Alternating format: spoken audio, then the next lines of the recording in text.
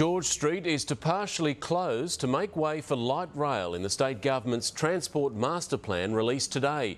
Live to Lee Jelisek. Lee, what's been committed?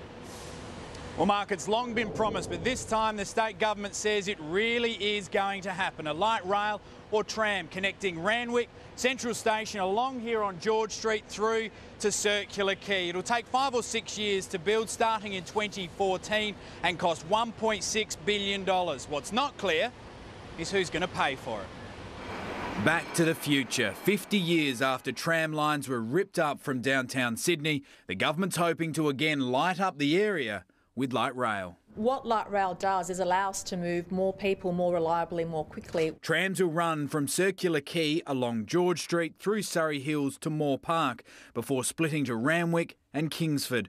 But don't hold your breath. Completion's not expected before 2020. There are going to be all sorts of complexities in terms of keeping the city moving while construction's underway.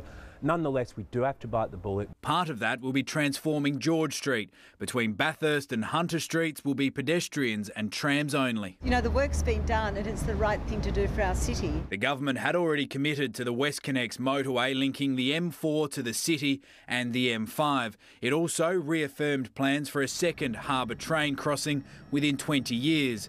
But light rail was today's headline. What I don't know and what no one knows is how's it going to be paid for. The government hopes it can entice business into a partnership to fund the projects, but the Premier now appears to be on a collision course with his own infrastructure expert.